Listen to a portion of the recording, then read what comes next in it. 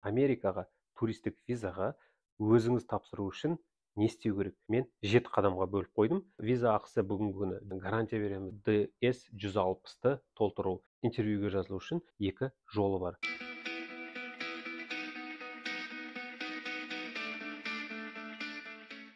Ассалаумағалейкум ағайын, армысыздар. Бүгін Америкаға турист визасын өзіміз ала аламыз ба? Яғни ешкімнің көмегінсіз, делдалсыз тапсыру мүмкін ба? Интервьюға дейін барлық қадамдарды жасап бара аламыз ба деген сұраққа жауап бермекпін. Көптеген таныстардан, достардан немесе комментарийлерде жазып жатады. Агенттік бізден 300 мың сұрады, 500 мың сұрады, миллион теңге соны төлесем турист визасын аласың, гарантия береміз деген әңгімелерді естіп жатамын. Мен бұған өз басым сенбеймін. Туристік агенттіктердің бар қолынан келетіні, яғни сіздердің құжаттарыңызды дайындауға көмектеседі, интервьюге дайындауы мүмкін. Яғни сіз олардың берген консультациясы үшін ғана 300 мың, 500 мың немесе миллион теңге беріп отырсыз. Сол қашанда ойыңызда болсын. Визаны беру, бермеу, ол интервью жасайтын офицердің ғана ісі. Яғни офицер бермеймін десе, делдал компания, туристік компания оларға ештеңе істей алмайды. Америкаға туристік визаға өзіңіз тапсыру үшін не істеу керек? Соны егжей-тегжейлі мен айтып шығайын. Сізге осы контент ұнаған болса, бас бармақты басып жіберіңіздер де каналға жазылыңыздар. Ол YouTube алгоритмі үшін, яғни менің каналымның дамуына, яғни қазақ тілді контенттің YouTube желісінде жоғары көтерілуіне әсер етесіздер. Турист визасын алуды мен 7 қадамға бөліп қойдым. Осы 7 қадамды реттік нөмірімен барлығын жасап шықсаңыз, сіз интервьюға дейін бара аласыз. Ал енді интервьюден сізге виза беру, бермеу, ол әрине тек офицердің қолындағы іс. Оны бір алла және офицер біледі. Ең бірінші қадам ол паспорт. Яғни сіздің қолыңызда шетелге шығатын паспорт болуы міндетті. Яғни көк паспорт. Мерзімі яғни аяқталуға жақын болса, оны ауыстырып алған жөн. Бірақ ауыстыратында тағы да бір маңызды мәселе бар. Ол егер сіздің қазіргі қолыңыздағы паспортта бұрын шетелге шыққан визалар болса, штамптар болса, онда ол паспортты ауыстырмағаныңыз жөн. Себебі ол сіздің виза тарихыңыз. Яғни офицер сіздің паспортыңызды ашқан кезде тап-таза паспорттан гөрі бұрын шетелге шыққан болсаңыз, сізді турист ретінде біраз сенеді, сіздің турист болып кетіп бара жатқаныңызға. Оның тағы да бір түрі бар. Сіз паспортты айырбастайсыз да, сіз айтасыз, менің паспортым уақыты біткендіктен айырбастадым, мынау менің жаңа паспортым дейсіз, және ол ескі паспорттың суреттерін принтерге шығарып немесе телефонға сақтап аласыз. Офицер сұрақ болса, иә, бұрын мына жерлерде болған деп суретін немесе қағазын көрсетсіз. Яғни сіздің қолыңызда дәлел болады. Нөмір 2-ші қадам ол қай елшілікке баратыныңызды шешім қабылдау. Қазақстанда 2 ақш елшілігі бар. Оның біреуі Алматы, біреуі Астана қалаларында. Сізге енді географиялық жағынан өзіңізге қай жер ыңғайлы, соны таңдай аласыз. Егер басқа облыстан болсаңыз, егер Алматы қаласында тұрсаңыз, әрине Алматыға барасыз, Астана тұрсаңыз Астанаға. Бірақ интервьюге бару міндетті. 13 жастан төмен балалар әрине бармайды. Және тағы да бұл жерде мән беретін жағдай, таңдау кезінде мынаны есіңізде ұстаңыз. Егер сіз Алматы қаласына барсаңыз, ұзағырақ күтесіз. Қазіргі уақытта мен бүгін тексергенде 75 күн деп тұрды. Тіркелесіз әрине, бірақ 75 күннен кейін интервьюға кіре аласыз. Ал Астана қаласы 35-40 күн деп тұрды. Яғни Астана тезірек. 3-ші қадам ол ақша төлеу. Яғни сіз визаға, интервьюге бармас бұрын ақша төлейсіз.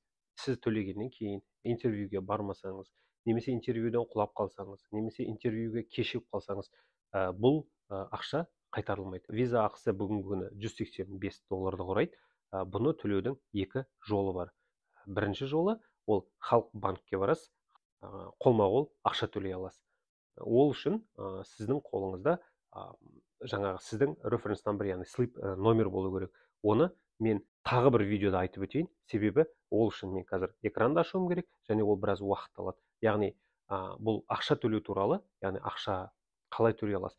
Мен жеке видео түсірем, сілтемесін қалдырам, көріңіздер. Немесе менің атымды басып қарасаңыз, видеолардың тізімінен көре аласыз. Сіз онлайнда төлей аласыз. Онлайн төлеген кезде сіз өзіңізге жеке, яғни профайл бет ашасыз, сол бет арқылы кіріп төлейсіз. Ол да біраз ұзақтау әңгіме. Сондықтан жаңағы қолма-қол төлеуде де, онлайн төлеуде де мен келесі видеода бірге көрсетіп кетейін. 4-ші қадам фото. Фото 2x2 инчте 51x51 мм. яғни 5 сантиметрде 5 сантиметр деп айтсақ болады, сондай стандартта фотоға түсесіз. Паспортқа түсетін фотосалондардың барлықтары біледі. Бесінші қадам, бұл өте маңызды қадам, бұл DS-160-ты толтыру. Яғни сіз міндетті түрде оны онлайн толтыруыңыз керексіз. DS-160 дегеніміз қарапайым сөзбен айтқанда анкета. Оны толтыру өте оңай, егжей-тегжейлі экранымды көрсетіп түсіндіріп беремін. Ол туралы видео астында болады. Яғни DS-160-ты қалай толтырамыз деген видео. Соны көріңіздер міндетті түрде. Толтырғаннан кейін оны қағазға шығарып аласыз. Қағазға шығарғаннан кейін оның жаңа бірінші беті бар, яғни номері бар, қабылданған туралы. Соны интервьюға өзіңізбен бірге алып барасыз. Әрине ол туралы жеке видеода тағы да анықтап түсіндіріп айтамын. Алтыншы қадам, бұл интервьюге жазылу. Интервьюге жазылу үшін елшіліктің сайтында сіз тіркелесіз. Сол тіркелу арқылы календарды көре аласыз, қай күндер бос, содан кейін бос күнге сіз жазыла аласыз. Әрине ол да қиын емес. Оны да мен интервьюге жазылуды тағы бір жеке видеода көрсеткім келіп тұр. Себебі мына жерге қойсам, видеом өте ұзын болып кетеді. Интервьюге жазылу қажет емес адамдардың уақытын алмайын. Яғни бұл видеода мен тек қысқаша қадамдарға тоқталмақпын. Ал енді әр қадамның керек ақпараттарын сіздер жеке видеодан тауып аласыздар. Сол кезде видеоларым қысқа әлі ыңғайлы болмақ. Жетінші қадам, ол құжаттарды дайындау. Интервьюге кірердің алдында қолыңызда паспорт болу керек. Алдында айтылған DS-160 болу керек. Төленген туралы енді қағаз бар ғой, төленді деген. Ол бар. Мысалы, керекті құжаттарға мен мынаны жатқызатын едім.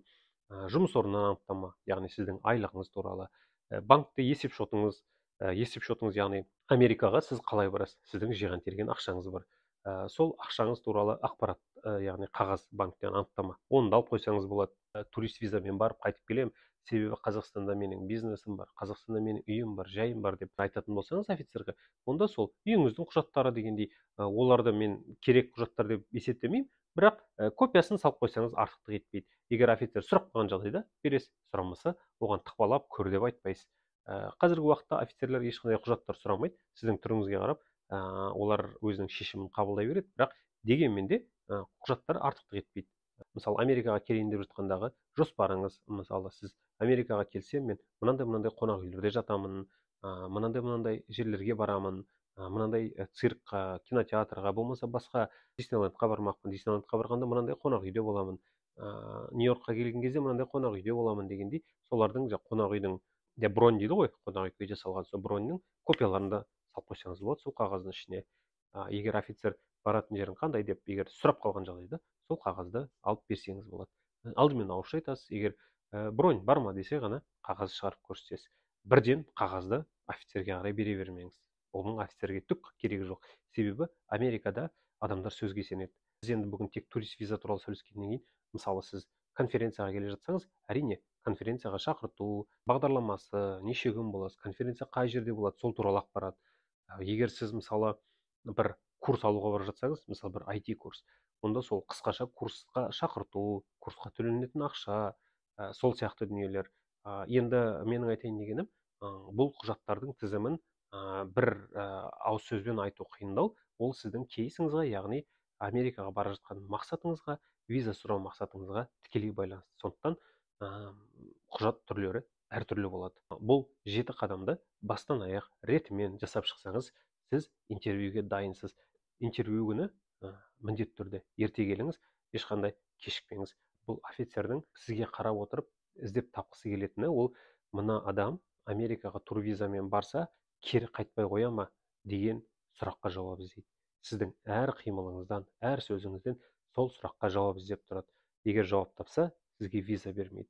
Яғни сіздің көзіңізден мен Америкаға жіберші, мен қатты барғым келіп тұр деген жалынышты көрсе, ол бірден ойлайды, мына адам Қазақстанда жұмысы жоқ, қиналып жүр, айтқанның бәрі өтірік болуы мүмкін, қазір Америкаға барса заң бұзуы мүмкін деп сізді виза бермеуге тырысады. Сондықтан өзіңізді жалынышты көрсетпеңіз. Турист виза алу үшін қажет 7 қадамды да айтып болдық.